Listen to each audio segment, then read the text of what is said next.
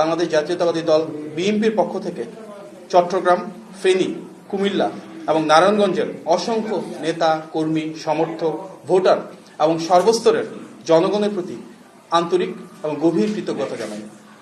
BNP chairman জনাব তারেক রহমানের এই দ্বিতীয় নির্বাচনী সফর উপলক্ষে আয়োজিত বিভিন্ন কর্মসূচিতে অংশগ্রহণ করে ধানের শীষের পক্ষে গণমানুষ একটি অভূতপূর্ব গণজোয়ার সৃষ্টি করেছেন। আপনারা নিশ্চয়ই লক্ষ্য করেছেন যে বিপুল জনসমাগমের কারণে জনাব তারেক রহমানের অনেকগুলো কর্মসূচি বিলম্বিত হয়েছিল।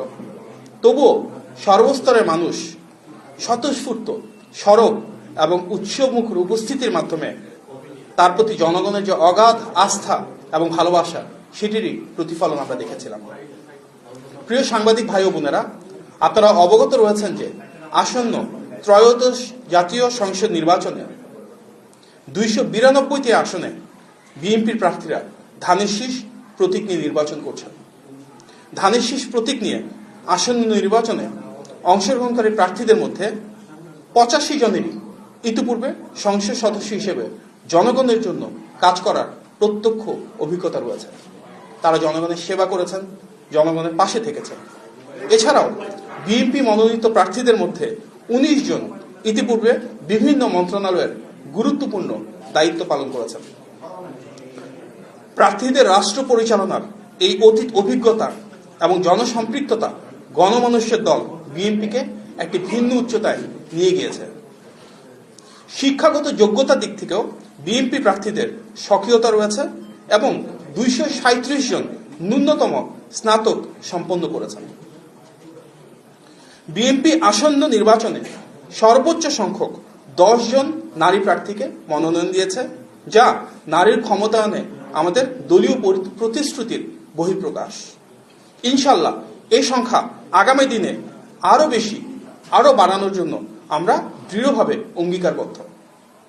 আপনারা অবগত আছেন যে দেশের অর্ধেক জনগোষ্ঠী নারী হওয়া সত্ত্বেও একজন নারীকেও মনোনয়ন দেয়নি এমন রাজনৈতিক দল রয়েছে, যা হতাশাজনক ও দুঃখজনক।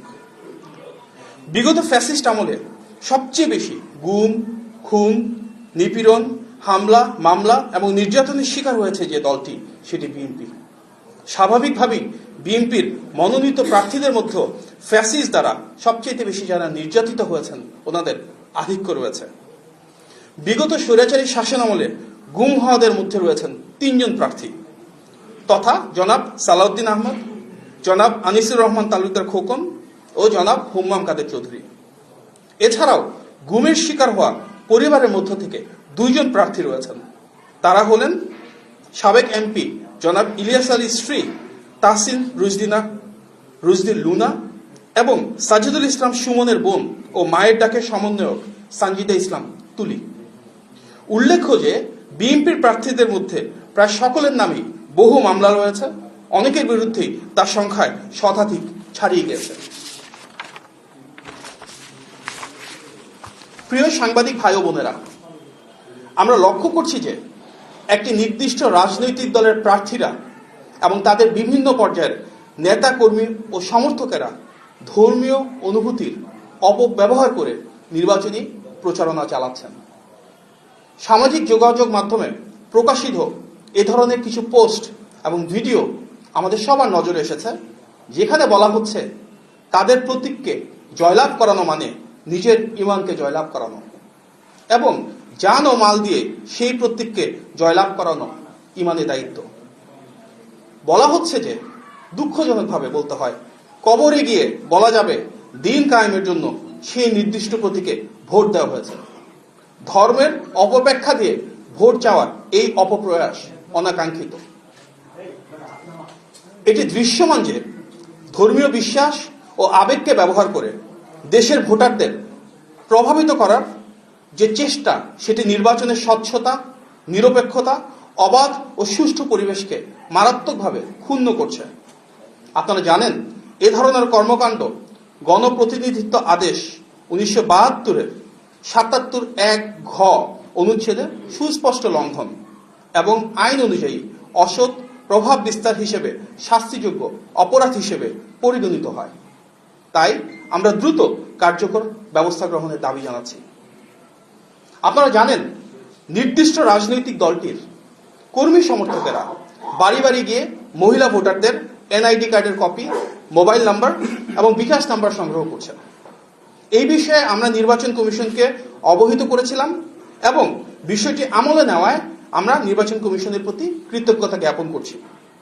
তবে একই সঙ্গে আমরা আশঙ্কা করছি যে ইতিমধ্যে সংগৃহীত এসব ব্যক্তিগত তথ্য ব্যবহার করে ভুয়া বা জাল ভোট প্রদান, প্রতারণামূলক ভোট, মৃত ব্যক্তিদের নামে ভোট প্রদান এবং মোবাইল ফাইন্যান্সিয়াল সার্ভিসের মাধ্যমে ভোটারদের আর্থিক প্রলোভন দেখিয়ে প্রভাবিত করার চেষ্টা করা হতে পারে।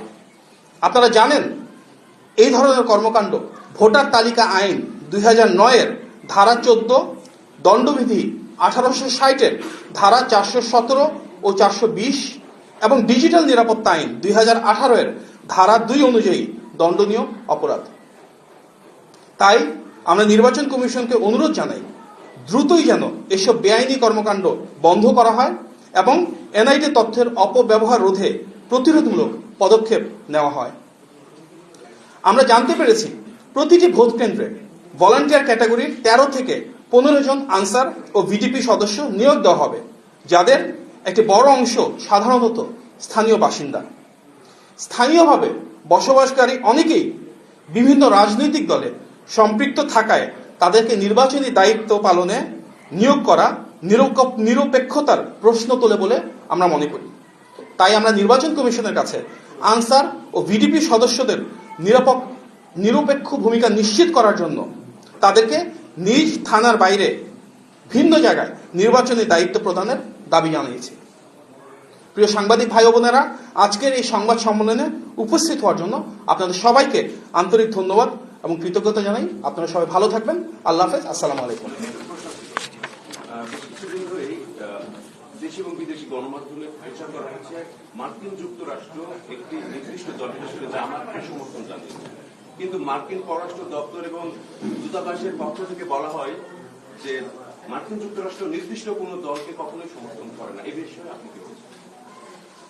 দেখুন, বিএনপি বিশ্বাস করে যে কোনো দেশের অভ্যন্তরীণ বিষয় তার সার্বভৌমত্বের সাথে সরাসরি জড়িত এবং আমরা বিশ্বাস রাখতে চাই গণতান্ত্রিক বিশ্ব সেই সম্মানবোধটাকে ধরে রেখেই বাংলাদেশের অর্থনৈতিক এবং অভ্যন্তরীণ যে বিষয়গুলো রয়েছে, যে নির্বাচনী প্রক্রিয়া রয়েছে, গণতান্ত্রিক অভিযাত্রা রয়েছে, সেটাকে সম্পূর্ণ স্বাধীন এবং সার্বভৌমত্ব বজায় রেখে কাজ করতে সেভাবে অনুপ্রাণিত করবে এবং সেটি আমাদের বিশ্বাস।